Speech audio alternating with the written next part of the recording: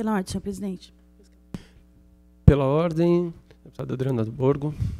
Juliana, prazer ter você aqui. Eu, como cachorreira apaixonada por animais, fico muito feliz quando a gente encontra parceiros que se preocupam realmente com a causa animal.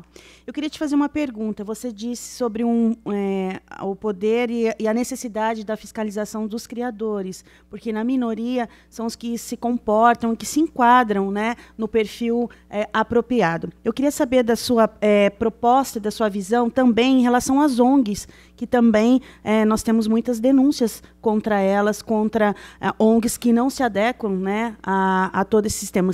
Qual é a sua visão e o que nós poderíamos fazer no âmbito de criar leis também para fiscalizar em contrapartida os criadores e as ONGs que também deixam a desejar? Obrigada pela sua pergunta. Eu posso usar como comparativo, a Ampara tem dois braços, né? A gente atua com cães e gatos e nós temos o braço Ampara Silvestre.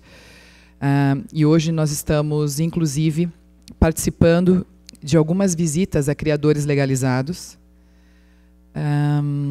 justamente para entender até que ponto eles estão realmente preparados para serem considerados criadores legais, éticos e que oferecem uma estrutura de bem-estar animal aos animais que vivem em seus criadouros. É uma questão muito delicada, né? Quando você parte da teoria, parece tudo mais simples.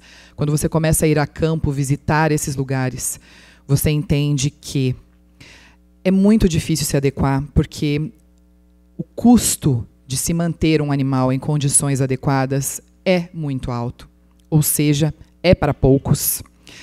Muitas vezes a nossa análise superficial e sem muito entendimento do que é necessário para que aquele animal viva bem possa nos fazer parecer que aquilo está em condições adequadas, quando na verdade não estão. Quando a gente fala de aves, principalmente, ou de felinos que precisam de grandes espaços, etc.,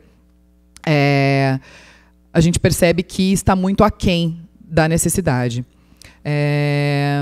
Então, quando a gente começa a pensar que a gente precisa também, né, começar a fazer esse trabalho com cães e gatos, é menos complexo, eu digo no sentido de necessidade de estrutura e até mesmo de investimento de espaço, a manutenção disso tudo, mas sim, não é simples. Eu acredito que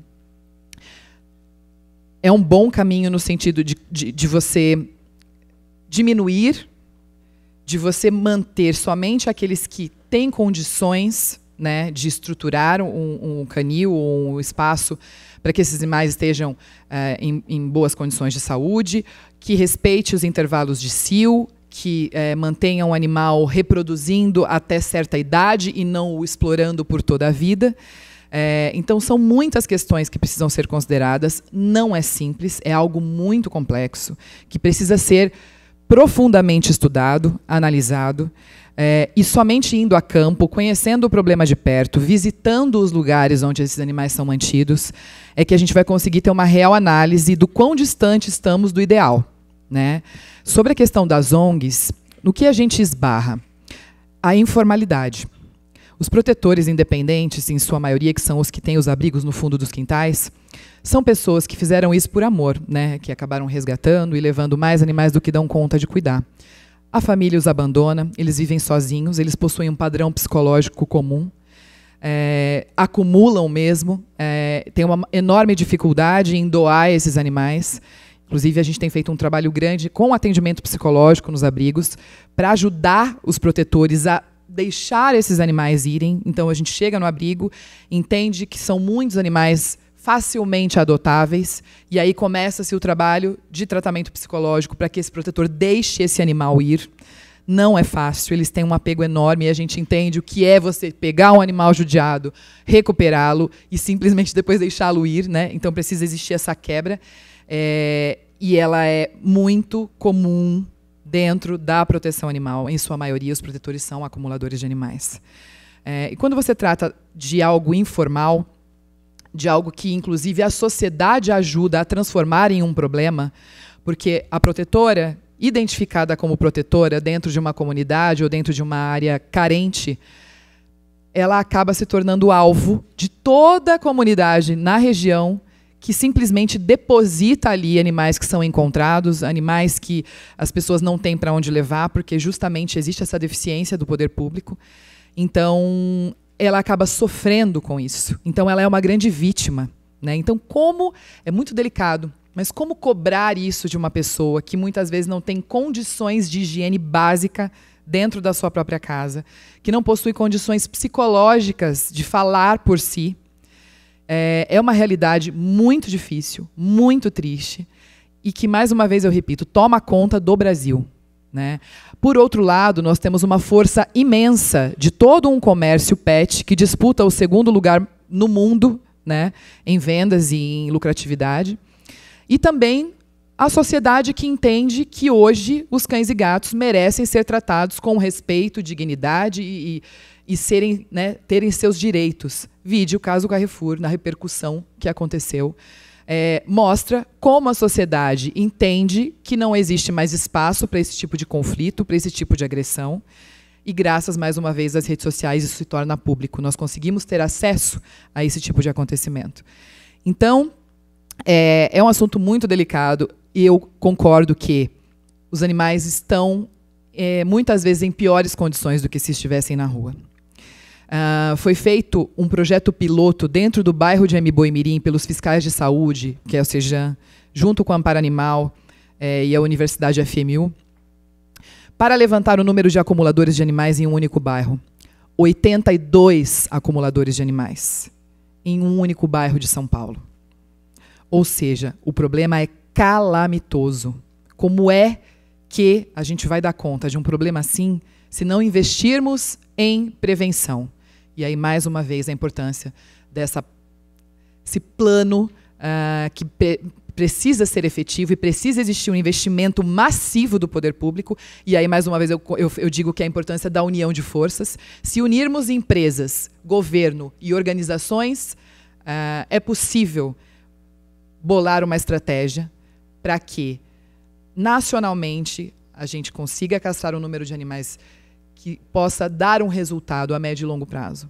Senão, o problema vai continuar e, infelizmente, a gente vai ficar apagando gelo. É algo que a gente tenta... enxugando gelo, desculpa. É algo que a gente tenta, inclusive, colocar na cabeça dos protetores, né, que eles precisam pensar mais preventivamente e mais também pelo lado da questão da saúde pública, mas eles são passionais. É um perfil. Eles fazem isso por amor.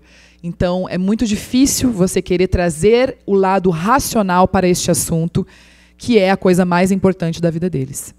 Então, é muito mais profundo do que a gente imagina. Pela ordem, presidente. Só para concluir... Eu queria perguntar sobre a questão da participação do Estado, etc., que eu tinha falado. É sobre isso que eu ia dizer. Em setembro do ano passado, nós fizemos um resgate de 152 cachorros e 13 gatos em Carapicuíba. E foi surpreendente, porque nós descobrimos ali que o poder público municipal indicava o local para se deixar os bichos, porque ele não tinha o cuidado de cuidar.